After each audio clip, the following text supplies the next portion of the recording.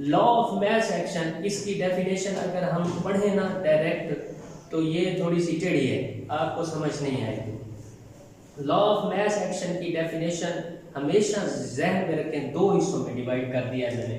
पहले हिस्से में क्या कहता है, the rate at which substance react, the rate at which substance react, कोई भी सब्सटेंस जब क्या कर रहा होता है, रिएक्ट कर रहा होता है, उसकी rate the rate at which a substance react, ये रिएक्ट करने वाले सब्सटेंस है, वो कहता है इस सब्सटेंस की रेट रिएक्शन की rate, the rate at which a substance react, वो रेट जिसके ऊपर एक सब्सटेंस क्या कर रहा होता है is directly proportional to its active mass, इसके क्या है, एक्टिव मास के डायरेक्टली प्रोपोर्शनल होगा। सेंटेंस समझ आया? यानी कोई भी सब्सटेंस जो रिएक्ट कर रहा है उसकी रेट किसके डायरेक्टली प्रोपोर्शनल होगी, उसकी एक्टिव मास, उसकी क्या है, एक्टिव मास के डायरेक्टली प्रोपोर्शनल होगी। अब मैं आपको समझाता हूँ एक्टिव मास क्या बुला है और इसमें कहना क्या चाह रहा है, सिर्फ आपको अभी तक सेंटेंस समझ आ जाना चाहिए।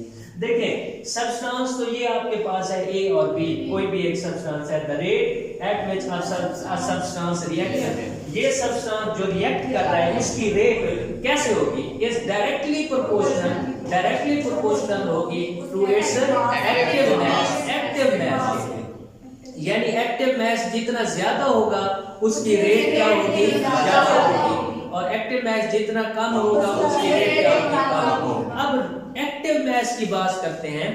एक्टिव मास नाम से ही जाहिर है, इसका असल में एक्टिव मास से मुराद है कंसंट्रेशन, एक्टिव मास से मुराद है कंसंट्रेशन, यानी कंसंट्रेशन को हम मेजर करते हैं moles per decimetre cube, moles per decimetre cube. इस ए सब्सटेंस के कितने मोल्स लिए गए हैं, इस ए सब्सटेंस के कितने मोल्स लिए गए हैं, तो ये जो आपकी एक्टिव मास से मुराद है कंसंट्रेशन, यानी कंसंट्रेशन यानी मिकदार, कंसंट्रेशन से मुराद मिकदार, और उस मिकदार को हम किस में लेते हैं, मोल्स पर डेसीमीटर क्यूब, किस में लेते हैं, मोल्स पर डेसीमीटर क्यूब में लेते हैं। अब ए है, ये रिएक्टेंट सब्सटेंस है, अब इसकी एक्टिव मास कितनी होगी, मैं कहता हूं 4 मोल्स पर डेसीमीटर क्यूब। ये ए सब्सटेंस कितना लिया हुआ है, 4 मोल्स पर डेसीमीटर क्यूब, या 5 मोल्स पर डेसीमीटर क्यूब,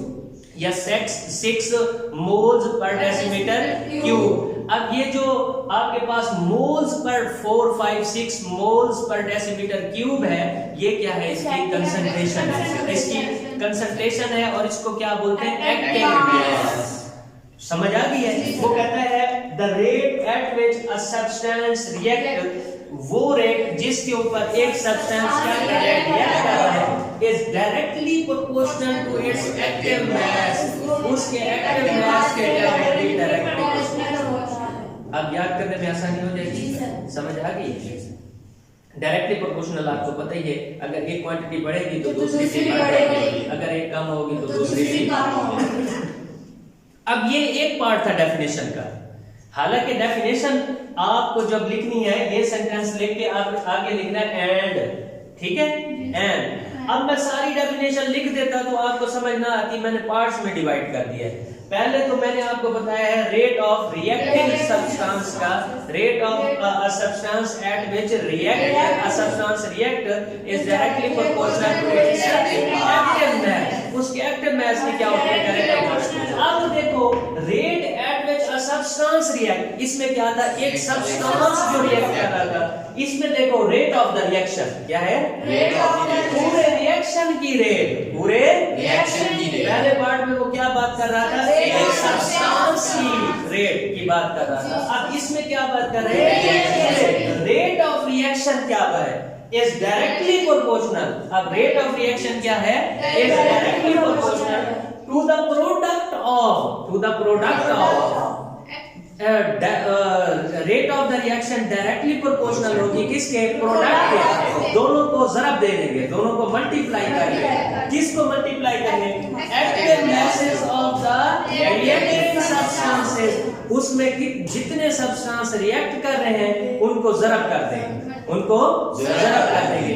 यानी ये दो सब्सटेंसेस क्या कर रहे हैं, रिएक्ट कर रहे हैं। अब इसकी रेट ऑफ रिएक्शन हमने लिखनी है, रेट ऑफ रिएक्शन हम कैसे लिखेंगे, हम लिखेंगे rate of reaction directly proportional to product of, दोनों की क्या करेंगे, product of active of reacting substances. यानी रेट ऑफ रिएक्शन अब क्या आ जाएगा, कैसे लिखेंगे जरा गौर करें।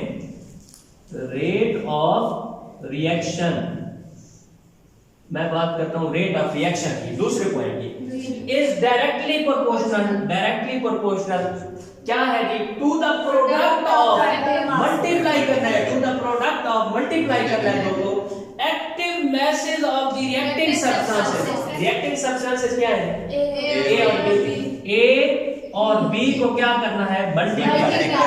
अब एक्टिव मैसेज, जब हम एक्टिव मैस लिखते हैं तो ये वाली हम क्या लगा देते हैं, ब्रैकेट, स्क्वायर ब्रैकेट लगा देते हैं। Rate of reaction is directly proportional to the product of, इन दोनों को क्या किया हुआ है, multiply to the product of active masses. ये क्या है, active mass of A, active mass of B, active mass of reactant. समझ आइए, यहां तक कोई कंफ्यूजन? देखें दो पार्ट्स हैं इसके। अब इसमें क्या क्या है, rate of, rate at which eight which a substance react, एक सब्सटेंस की रेट को बताया गया है, एक सब्सटेंस की। इसमें क्या बताया गया है, रेट ऑफ रिएक्शन को बताया गया है। हाँ जी, सब्सटेंस की रेट डायरेक्टली प्रोपोर्शनल होगी एक्टिव मैस के, उसी के एक्टिव मैस के, जबकि आपके पास रेट ऑफ जो रिएक्शन है इस डायरेक्टली प्रोपोर्शनल होगी प्रोडक्ट, दोनों का क्या लेंगे, product of active mass of reacting substance, जो सब्सटेंस क्या कर रहे हैं। अब आपको समझ आइए, ठीक हो गया।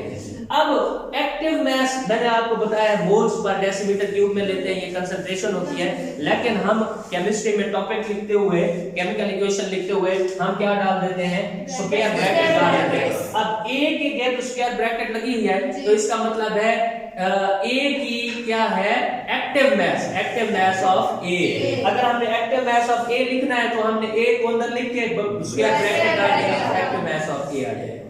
अब ये क्या आ गया, एक्टिव मैस, ठीक है। अब जरा गौर करें, एक बात और समझ लें, ये चीज समझने के लिए जरूरी है, ये रिवर्सिबल रिएक्शन है। जब फॉरवर्ड रिएक्शन में होगा, फॉरवर्ड रिएक्शन होगा तो रिएक्टेंट्स कौन से होंगे, ए और बी। जब रिवर्स रिएक्शन में होगा तो ये समझ आई है, बस टॉपिक आपको समझ आया। मुझे जो आपको समझानी थी वो मेन डेफिनेशन थी, डेफिनेशन मुझे आपको समझानी थी। अब इसी डेफिनेशन की बुनियाद पर मैथमेटिकल फॉर्म हम क्या लिखते जाएंगे, math law of math action की मैथमेटिकल फॉर्म हम लिखते जाएंगे। आखिरी दफा डेफिनेशन रिवाइज करते हैं। डेफिनेशन के दो पार्ट्स हैं, आपने पार्ट्स बना के नहीं लिखने, ये मैंने आपको समझाने के लिए पार्ट्स बनाए। यहाँ आपने लिखना है एंड, ठीक है। फिर आगे ये आगे शुरू करते हैं। पहला क्या है, rate of the reacting substance, rate of the reacting substance is directly proportional to its active mass, इसी के एक्टिव मैस के एक्टिव। आपने लिखा फिर and the rate of the reaction, हम बात कर रहे हैं रेट ऑफ रिएक्शन की, is directly proportional to the product of active masses of reacting substances. अब आपने कुछ भी इसमें से छोड़ दिया ना, डेफिनेशन गलत हो जाएगी। To the product of active masses of reacting substances, ठीक है, ये इसकी डेफिनेशन है।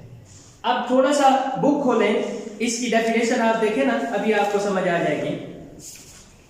पेज नंबर है 6। अकॉर्डिंग टू दिस लॉ, ठीक है जी, अकॉर्डिंग टू दिस लॉ, ये इसकी डेफिनेशन है। The rate at which substance react, वही बात, the rate at which substance react is directly proportional to its active mass, is directly proportional to its, उसके active mass के क्या होती है, ये चीज लिखी हुई है, समझ आ गई है। आगे उसने क्या लिखा हुआ है, and, हाँ जी, आगे the rate of the reaction, the rate of the reaction is directly proportional to the product of, आगे देखो, active mass of किसके, reacting substance, रिएक्टिंग सब्सटेंस के प्रोडक्ट के क्या होता है, बराबर होता है डायरेक्टली। जनरली आमतौर पर an active mass is considered as molar concentration. Active mass से मुराद ये होती है कि इसकी molar concentration having units of moles per decimeter cube। इसके यूनिट क्या होता है, moles per decimeter cube, expressed as square brackets। हम क्या लगा रहे हैं, ठीक है। अब आप बुक्स इसको उल्टी करके रख दें ऐसे। अब हम इसको क्या करते हैं, मैथमेटिकल फॉर्म लिखते हैं। क्या लिखते हैं जी, मैथमेटिकल हम इसकी क्या लिखते हैं, फॉर्म लिखते हैं। अब देखें, मैं डेफिनेशन साफ कर दूं, अब आपको याद हो गई है, मैं पूछूंगा अभी लिखते हुए, मैं आपको पूछूंगा।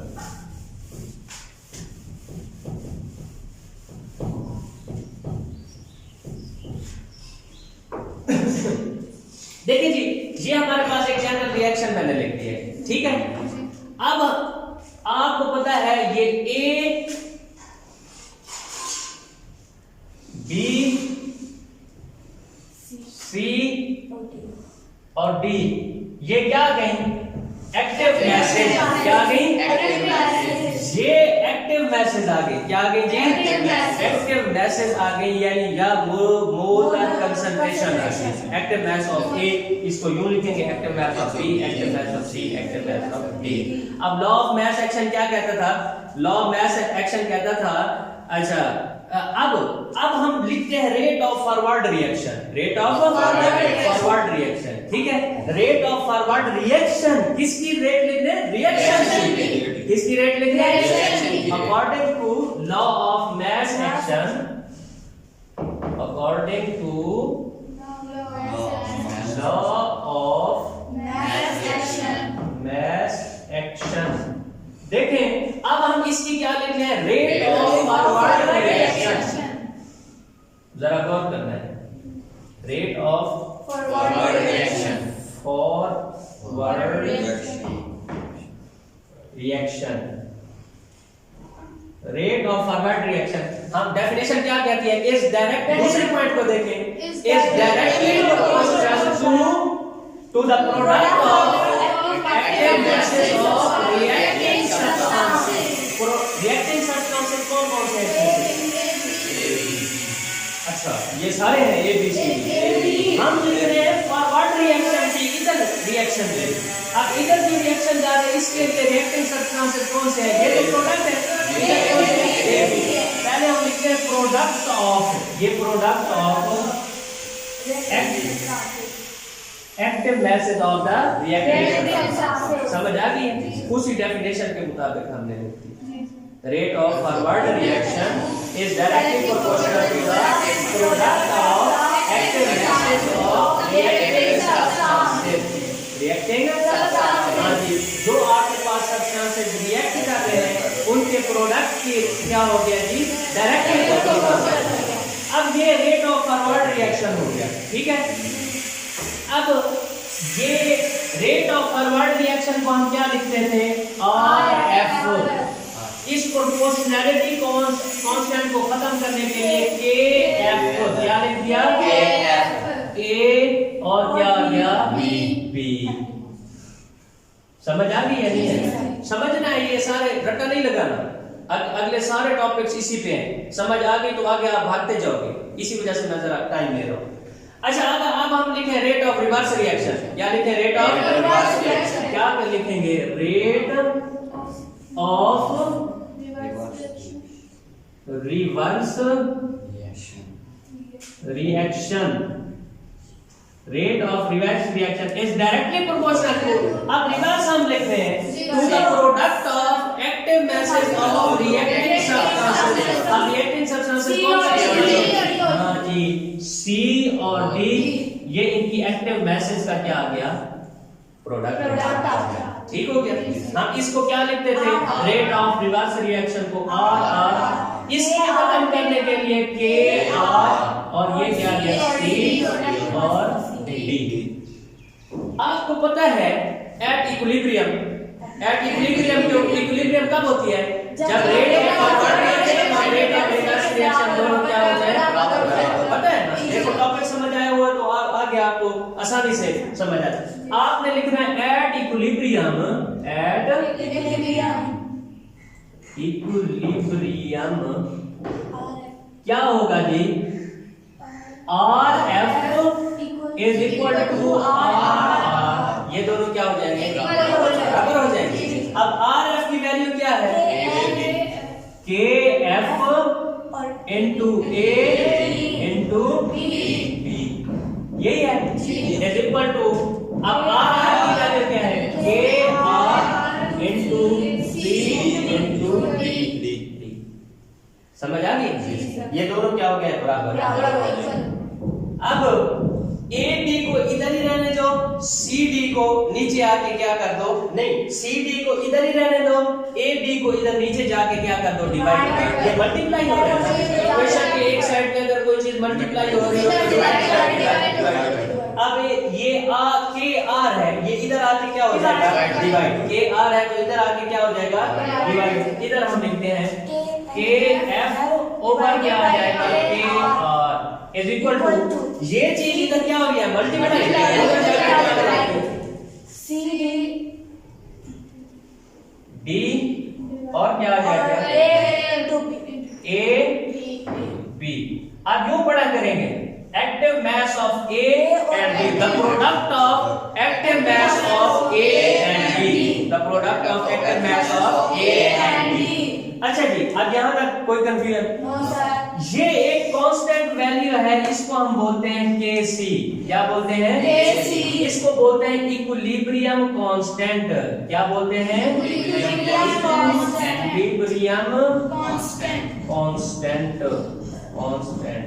इसको बोलते हैं इक्विलिब्रियम कांस्टेंट। ये Kc के बराबर होता है। C क्या आ गया? D, इधर क्या आ गया? A, इधर क्या आ गया? B। यहां तक आपका लॉ ऑफ मैथ सेक्शन है। इक्विलिब्रियम कांस्टेंट किसके बराबर आ गया? C इनटू, यानी product of active masses of C and D divided by product of active masses of A and B। ठीक है, अब एक और काम देखते हैं। Product of active masses of, product of, ये रिएक्टेंट है, प्रोडक्ट है C और D। क्या है इधर इक्वेशन में? प्रोडक्ट। तो आप अगर लिखें the product of active masses of products, the product of active masses of products, the product of active masses of products divided by the product of active masses of reactants. तो equilibrium constant की definition आ गई। नहीं है समझ?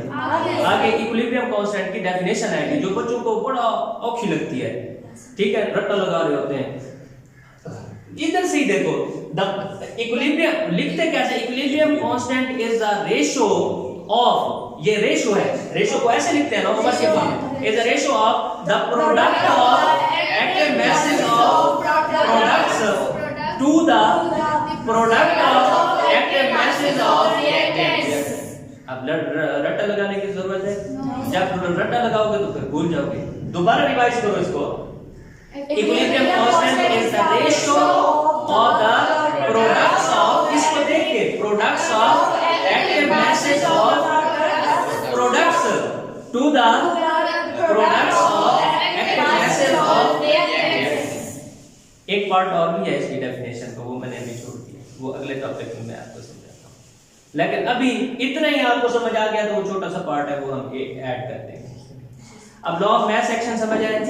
Law of math section क्या बोलता है? The rate at which a substance react is directly proportional to its active mass and rate of the reaction is directly proportional to the product of active masses of reacting substances। फिर उसी law of math section की बुनियाद पे हमने लिखा according to the law of mass. फिर हमने लिखा consider a general reaction in which A and B are reactants and C and D are products, and हम इस तरह ब्रैकेट डाल के लिखेंगे is active mass of A, active mass of B, active mass of C and D। आपने यूं लिख देना है, कॉमा में डाल के आपने लिखना है are active masses of A, B, C and D respectively। ये ए बी सी और डी की एक्टिव मैसेज है, ठीक है। फिर आपने लिखना है according to the law of mass action, rate of forward reaction पहले लिखनी है, रेट ऑफ फॉरवर्ड रिएक्शन की रेट, डेफिनेशन पे जाना है, डेफिनेशन के मुताबिक आपने लिखनी है is directly proportional to the product of active masses of reacting substances, ये रिएक्टिंग सब्सटेंसेस है। फिर रिवर्स रिएक्शन का the rate of the reaction is directly proportional to the product of active message of, हाँ जी, reacting substances, ये आपने सी और D के लिए लिख दिया। अब आपको पता है इधर के एफ और के कांस्टेंट आ गए, प्रोपोर्शनलिटी कांस्टेंट को हटाने के लिए अब आपने क्या किया जी, याद रखें प्रोडक्ट को ऊपर लिखना है, प्रोडक्ट को ऊपर, इसी तरह से सी और डी को इधर ही रहने दिया, ए और बी को इधर डिवाइड कर ये, तो ये के एफ ओवर के आ गया के सी क्या आ गया, इक्विलिब्रियम, इक्विलिब्रियम कांस्टेंट की क्या डेफिनेशन आपसे दबा,